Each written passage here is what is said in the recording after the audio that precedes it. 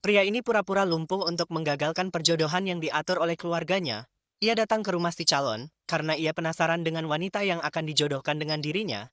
Tapi si calon yang bernama si Mei Mei, tidak mau kalau pria yang dicalonkan untuk jadi suaminya seorang pria lumpuh. Si pria mengaku beberapa tahun yang lalu ia mengalami kecelakaan dan usaha keluarganya bangkrut. Si pria melakukan ini karena sang ayah memberitahunya bahwa ayah si pria telah berjanji sama temannya untuk menjodohkan kedua anak mereka. Karena si Mei Mei tidak mau, akhirnya si ibu menjodohkan pria tersebut dengan anak tirinya yang bernama Yang Shi. Si pria pun bertanya kepada Yan Shi, apa dia mau menikah dengannya? Tanpa banyak berpikir, Yan Shi pun menerimanya. Karena penasaran si pria bertanya lagi, alasan si Yan Shi mau menikah dengannya. Yan Shi mengaku semenjak ayahnya meninggal, si ibu dan adik tirinya selalu memperlakukannya dengan buruk.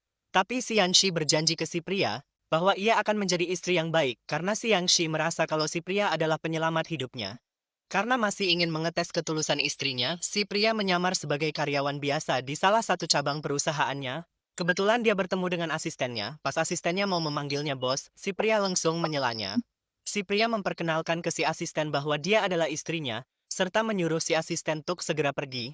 Saat jam makan siang Yang Shi menelepon si pria, kalau dia sudah di bawah mengantarkan makan siang untuknya. Si pria pun langsung cepat-cepat naik ke kursi roda untuk berpura-pura lagi. Si pria masih tak menyangka kalau istrinya sebaik itu.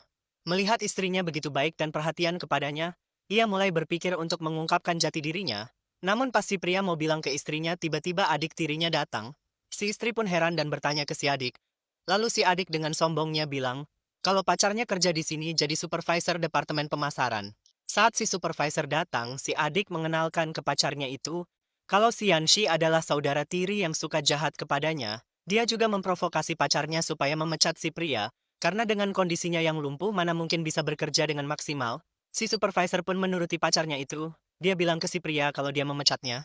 Saat si istri mau protes, si pria bilang kalau si supervisor tidak bisa memecatnya. Si supervisor paham maksud si pria, mereka berdua beda departemen, jadi si supervisor tidak punya wewenang untuk memecat si pria.